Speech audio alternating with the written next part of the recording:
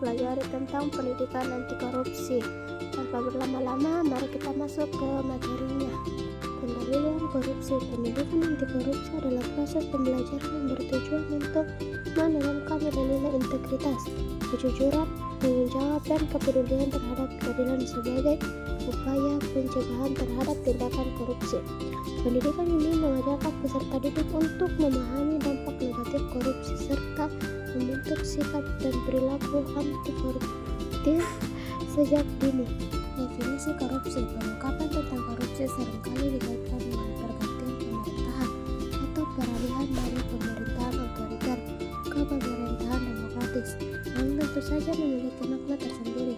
Pemerintah dan oposisi yang saling menuduh melakukan korupsi dan menjanjikan pemerintahan yang lebih bersih. Jika korupsi didiagnosis sebagai akibat dan penyalahgunaan kekuasaan, maka solusi termasuk demokratisasi, pengawasan parlemen terhadap eksekusi, dan undang-undang dana kampanye. Korupsi seringkali tetapi tidak selalu merupakan kejahatan. Tipe-tipe korupsi. Yang pertama, korupsi hitam, menunjukkan bahwa tindakan tertentu adalah salah satunya konsensus mayoritas dari elit dan pendapat massa akan mengantuk dan ingin melihat dihukum atas prinsip dasar. Yang kedua, korupsi abu-abu, menunjukkan bahwa beberapa elemen, biasanya elit, mungkin ingin melihat tindakan dihukum, yang lain tidak, dan mayoritas mungkin ambigu. Yang ketiga, korupsi putih, menandakan bahwa mayoritas dari kedua elit tersebut dan opini massa mungkin tidak akan mendukung dengan penuh semangat upaya untuk menghukum bentuk korupsi yang mereka anggap sebagai lumayan.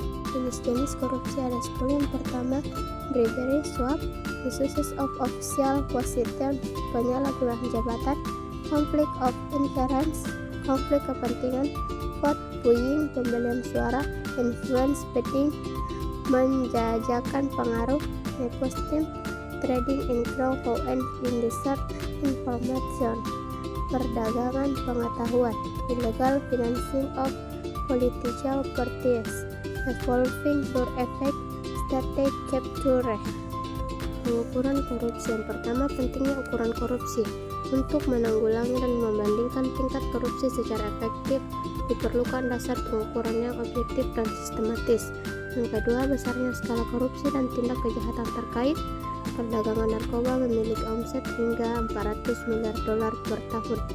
Proses pencucian uang dari aktivitas ilegal narkoba, proses prostitusi, korupsi mencapai sekitar 1,5 triliun dolar atau 5% dari PDB dunia.